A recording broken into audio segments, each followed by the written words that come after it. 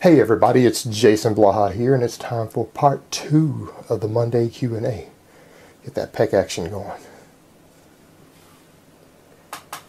Upper-lower split critique for a natty. Well, I don't really know what I'm critiquing, and I'm glad you didn't link a split, because I hate critiquing people's splits in their programs. I don't even want to get into why I did a long video explaining why I hate doing it. Basically, it's a full-time job. I've committed to you for life for free as your coach once I critique it. Because no routine works more than about 3 to 6 weeks the exact way it's laid out without adjustment. So if I critique it once, I have to critique it every 3 weeks, or I fucked you.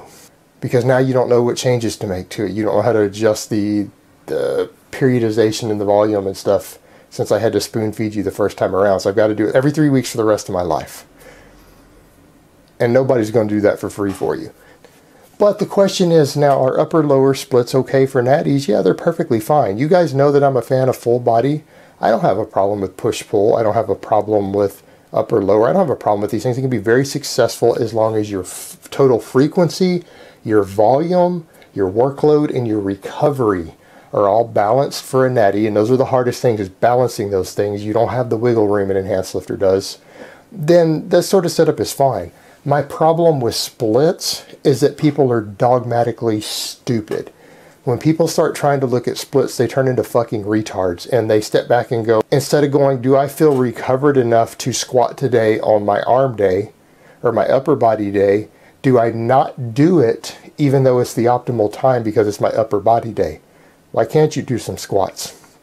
If you are at a peak in your period of the week in your recovery to where you could get an effective squat session in, and you skip squats because it's the wrong day in your split, then you're fucking stupid.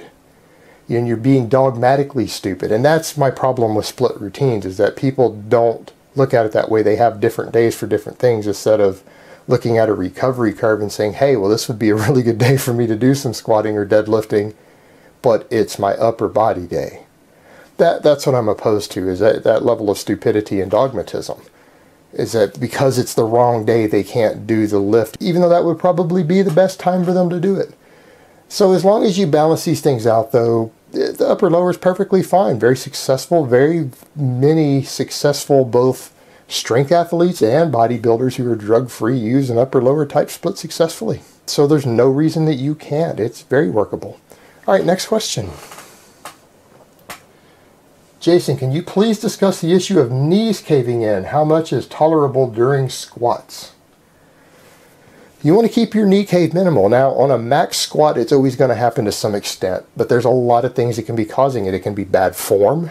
It could be weak hips. It can be weak glutes.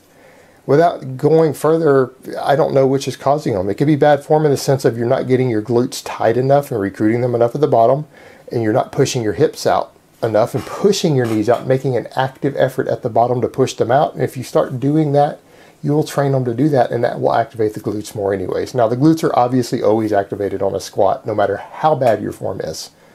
But you are looking for a higher degree of activation, and that will help with that. Now, if it's your hips being weak, simple little exercises like wrapping bands around your knees and pulling them apart to simulate those thigh abductor machines can help strengthen hips up really, really quick. But you could just do a higher volume of squatting and get the exact same effect. It could still strengthen your hips up.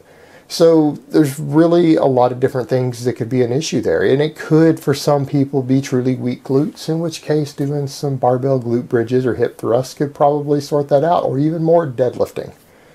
Because the deadlift is a tremendous glute builder. So there's a lot of different things that can cause it. You need to step back and assess and try each thing and see what you can do. But definitely check your technique first, because it is most likely your technique first, hips second, and then weak glutes is the third. In order, the most likely what's causing your problem. So you need to go step by step and assess that. All right, next question. Why does water retention occur sometimes in diets that make you stall for 2 to 3 weeks? And how does that work? I've discussed this before in a separate video not long ago, talking about your body trying to maintain homeostasis. Really, there's a lot of hormones involved. The two biggest ones are going to be cortisol and aldosterone. As far as I know, there's others, but those are going to be the largest contributors.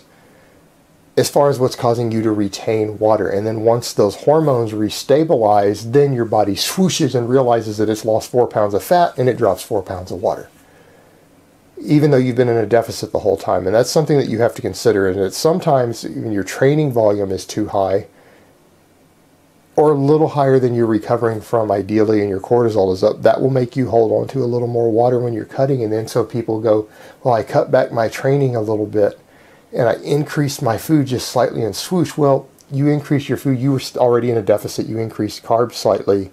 So that helped lower cortisol a little bit from the insulin response. Lowered your cortisol just a little bit, but you were still in a deficit. And the reduced training also lowered cortisol, so you just swooshed, but you didn't help yourself lose any fat any more quickly by doing that. So just something to keep in mind there with this stuff. These are just naturally occurring defense mechanisms your body has to maintain homeostasis. And you can sometimes do things to trick them, but those things you're doing to trick them may actually slightly slow your fat loss down because you've created a smaller deficit just in the attempt to drop the extra water. So keep that in mind when you try to manipulate these things. It may not be helping you. Alright guys, so that's really all I have to say on that today. I hope it has been informative, and I will talk to you guys next time in part 3.